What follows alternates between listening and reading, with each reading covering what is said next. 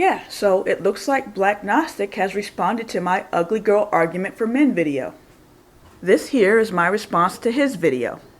Now, listening to her almost sounds like I'm listening to Deborah Cooper.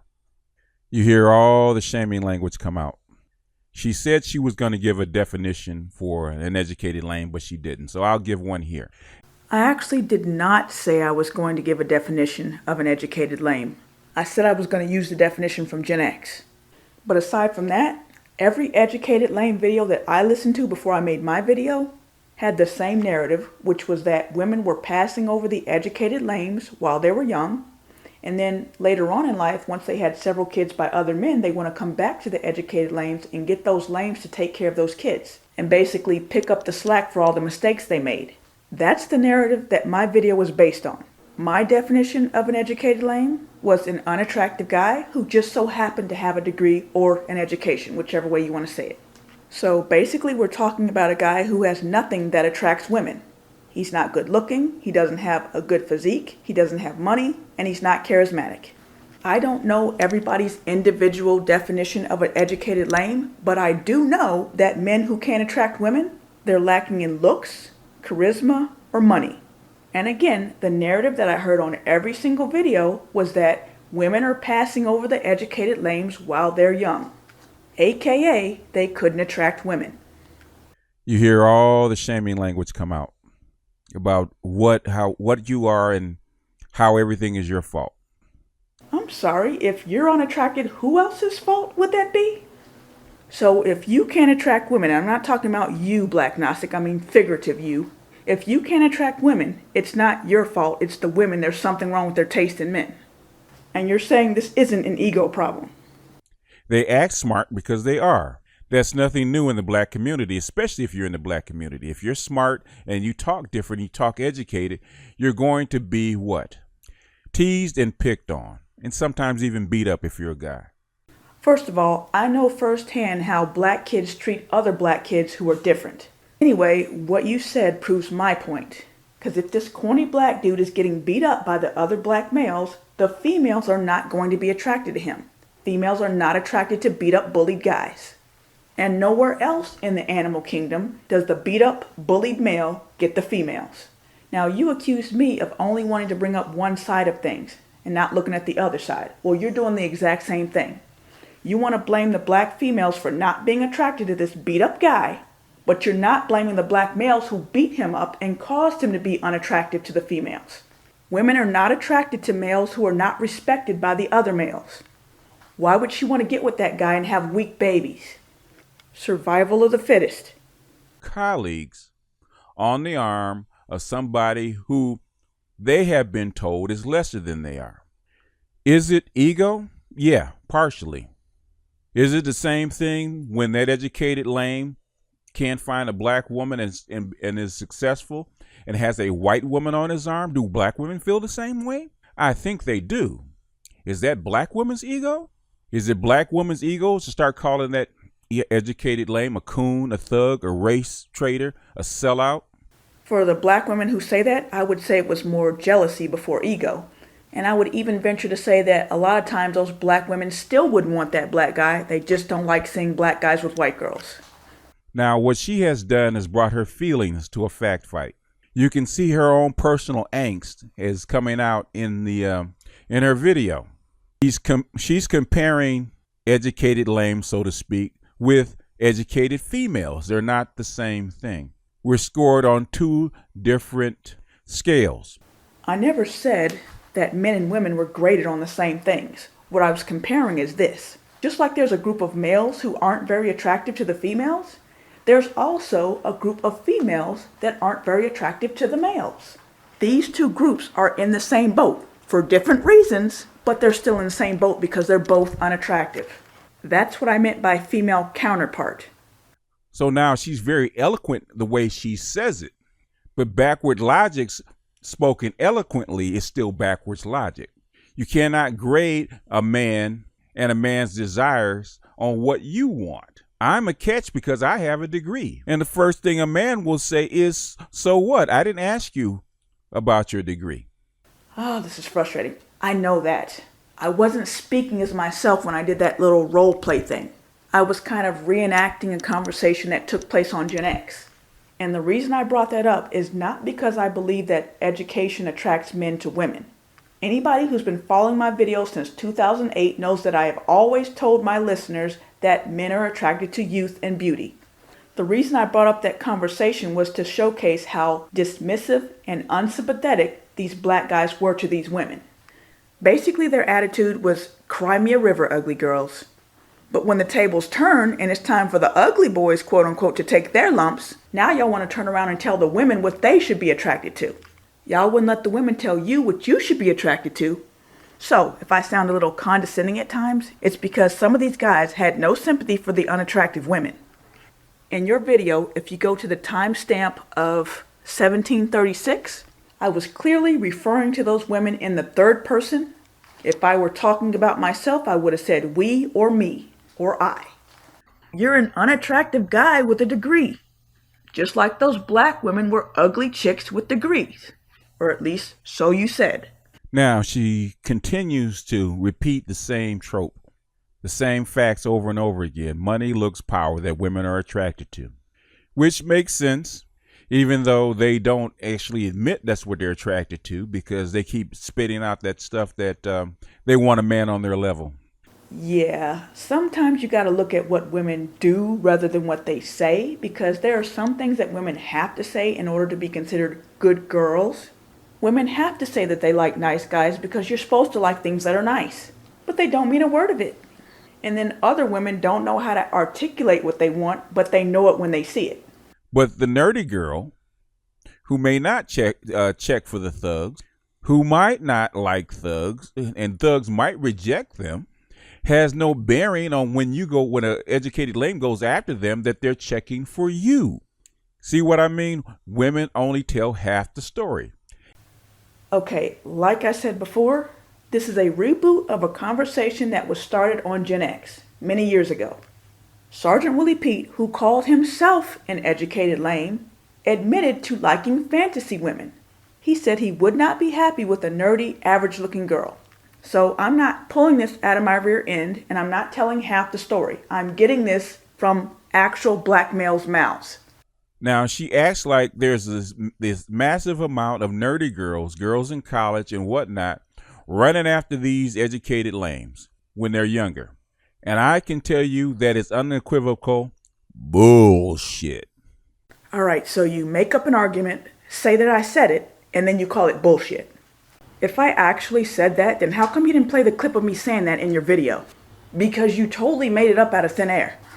I never said anything close to that. What I said was that educated lame males have a female counterpart.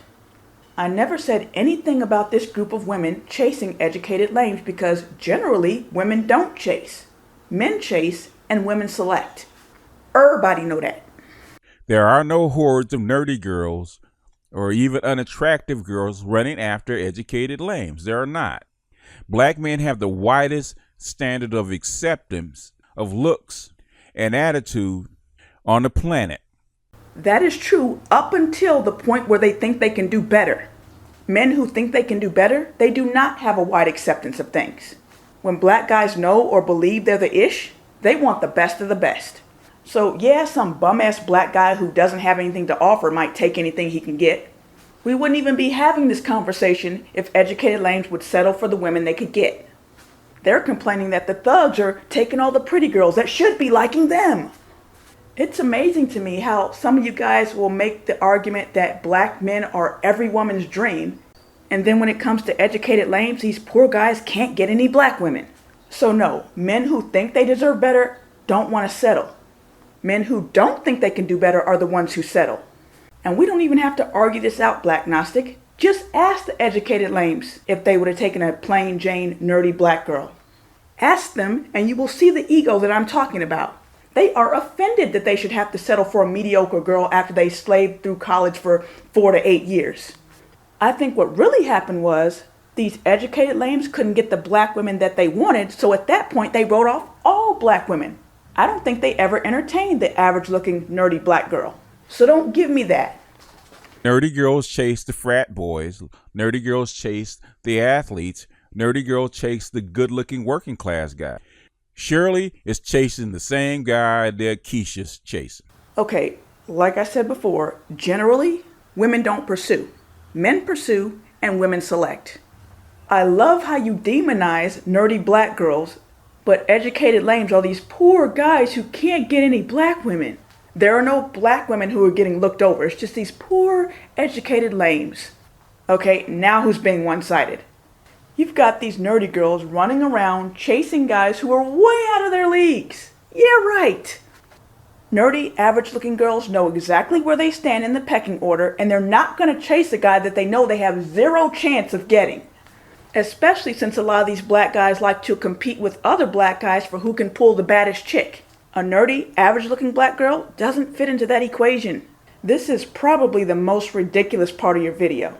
So you ask, how come you don't go after the nerdy girls or the girls that the thugs don't like? Well, most guys probably have gone after them. No, they don't, Black Gnostic. That hurts their ego. They feel they should be getting better than that.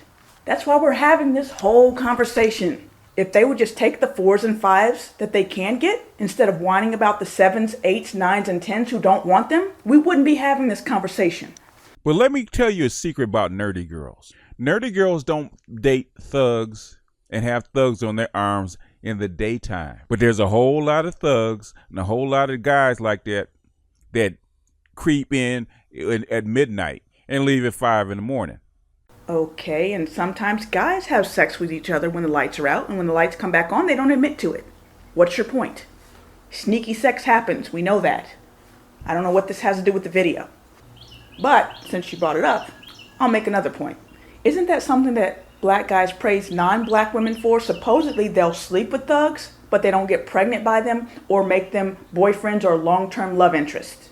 So this is praisable in a non-black woman, but it's a dirty little secret for a black nerdy girl.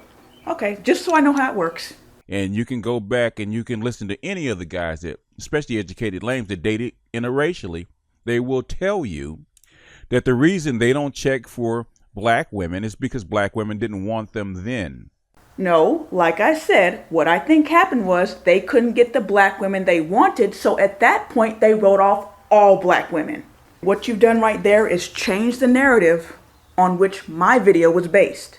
In my narrative, and I'm talking about the one at the beginning of my video, nobody made any mention of women of other races liking them when they were still building and when they still had nothing. Now, if you want to bring that up now, then I can address it now.